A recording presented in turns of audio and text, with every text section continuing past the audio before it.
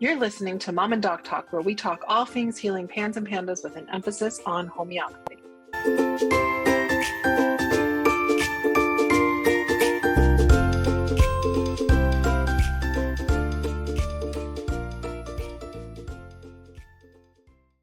Hi, it's Jody, the mom of the Mom and Doc Talk podcast.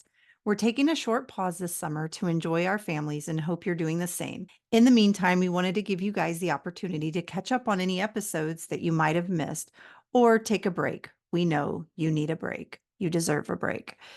Here's a rebroadcast of one of our most popular episodes. We hope you enjoy it. Today, we're just going to go do a brief interview or introduction, I guess, instead of interview. We're going to do a brief introduction to what PANS and PANDAS actually is, just to sort of set the stage for everything else that we're talking about in this podcast. So I'm going to give you a bit of an overview about the diagnostic criteria and what that looks like with PANS and PANDAS. Jody's going to tell you a little bit about what it looks like in real life. So PANS and PANDAS are similar. So PANS stands for pediatric acute onset neuropsychiatric syndrome. PANDAS stands for pediatric autoimmune neuropsychiatric disorders associated with strep. And so PANS is kind of like the umbrella. PANDAS is underneath it. That it's a very specific type of PANS. And a lot of people, some doctors will actually talk about it as if they're separate, because one is a syndrome and one is a disorder. So one is more clearly defined, and that's true. And I have never seen a child who is only susceptible to strep.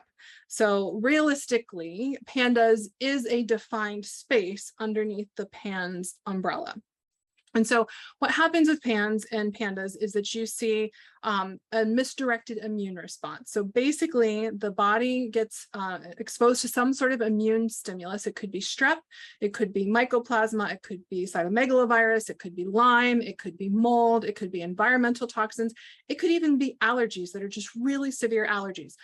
Something that triggers an immune response in the body that then is misdirected, and instead of just attacking the invader, the bug, the infection, the toxin, whatever it happens to be, that it has a spread throughout the body where it starts attacking the body itself.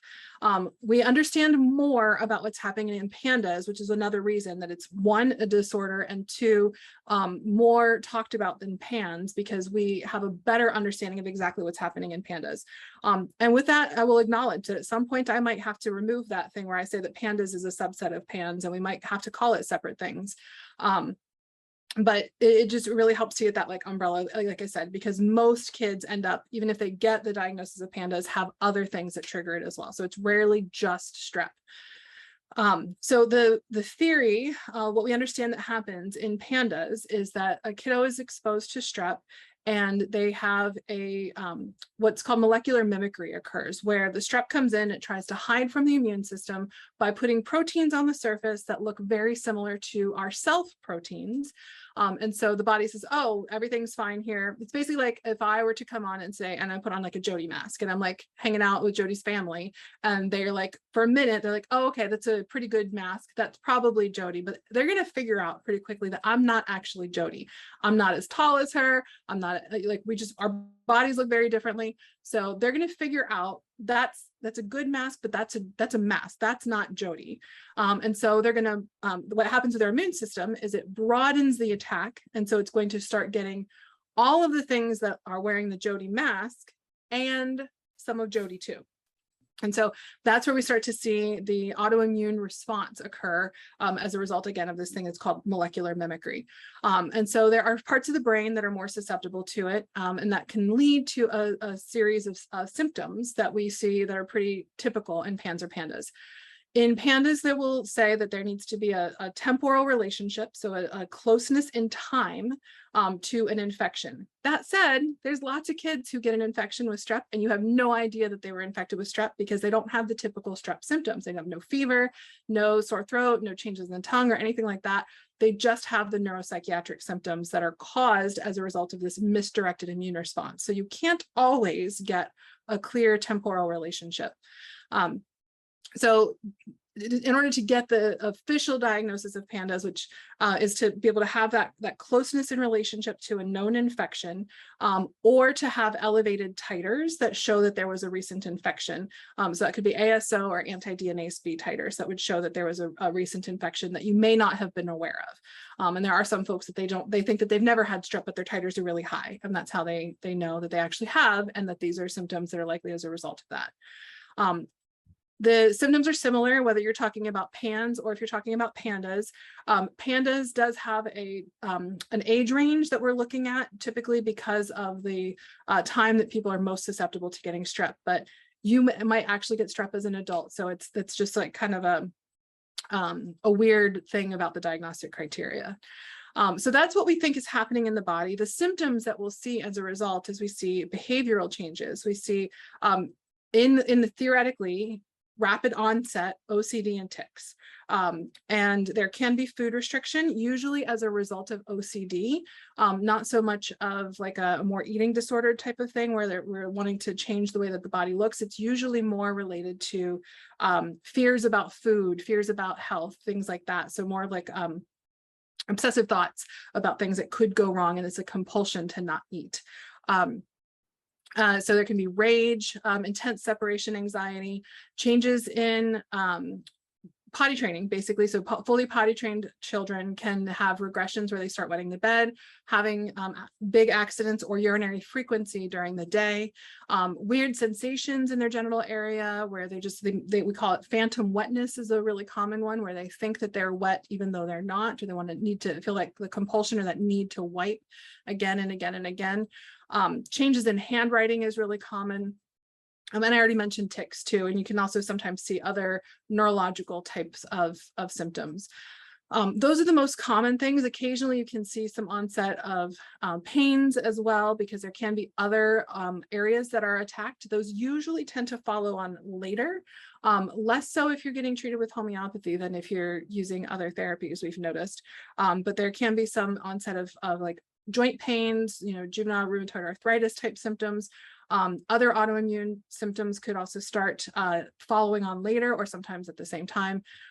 Digestive concerns, sensory sensitivity, migraines, those are all things that can come along with it. So it's really a complex system-wide condition. A lot of times you'll see ebbs and flows of symptoms as well. So you'll see a spike that will seem to go away. And so a lot of people will look back once they finally get a diagnosis and say, oh, all of those spikes along the way where my kid had tics for a little while and then they went away. And my pediatrician told me, oh, kids get tics, so don't worry about it. Or, oh, my kid was really sensitive to these things. And my pediatrician said, oh, it'll be transient, it'll go away. And it did, but there's ebbs and flows, basically like an inclined sawtooth pattern is usually what we see. We have a spike of symptoms and it gets better, but maybe the kid was not quite as good as they were before the first one. And then they have another spike of symptoms and then they get better, but again, not as good as they were the last time the spike wore off. And a lot of times we get this diagnosis when we've seen a lot of those spikes and patterns, or when it comes and it just sticks, because some of these kiddos end up getting to that point where they don't have a return to baseline or a return to better. They just sort of get stuck in their symptoms. So Jody, I'm going to pause here because I've talked a whole lot, and I would love if you could share a little bit more about what all of those things look like in real life, because it never is as, well, I won't say never, it is rarely as clear as like a diagnostic criteria or a diagnostic algorithm will tell you. Yeah.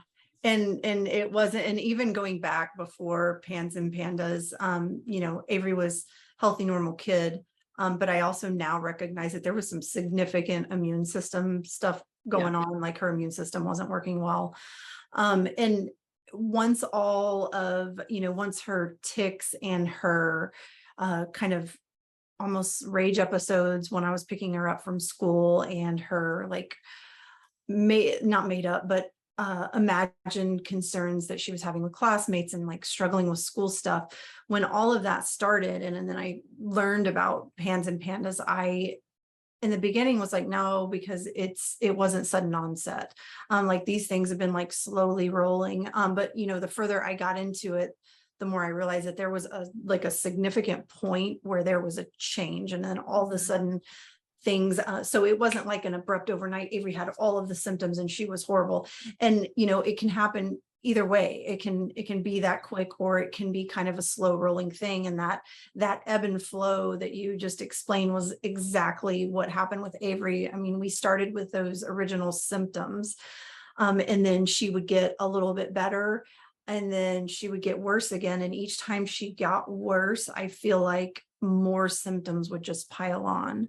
And we were just, we went from dealing with a little bit of stuff at school pickup to having 70–80% of our day just completely consumed with anxiety and obsessions and extreme separation anxiety, like could not even leave the room that I was in. We could not be in separate rooms because she was so afraid to be away from me.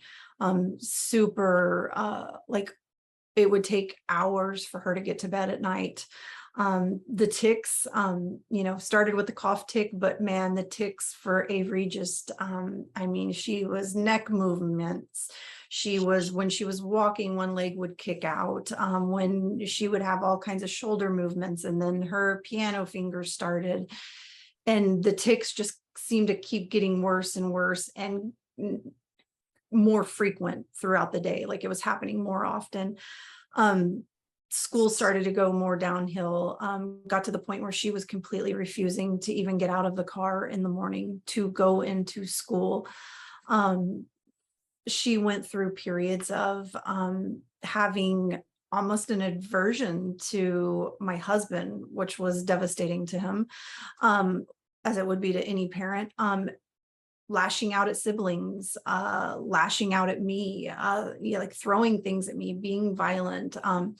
One of Avery's first and most disturbing and most confusing to me was age regression.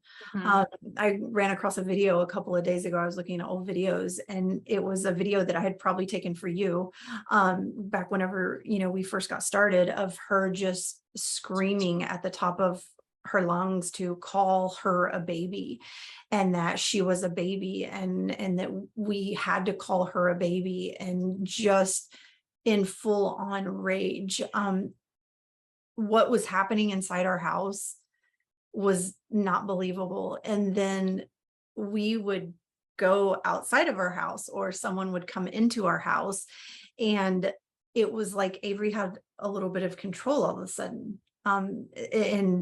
So it's even more confusing because, wait a minute, does my kid have control of this? Is my kid just acting out? All of the question, like, is this the questions that I was asked? Is this my, you know, parenting? Is this, Yep. you know, are we seeing a need for more discipline here, or all of the things? So it's really confusing. But once I, you know, once I got to the point where I understood that, you know, this was inflammation in her brain.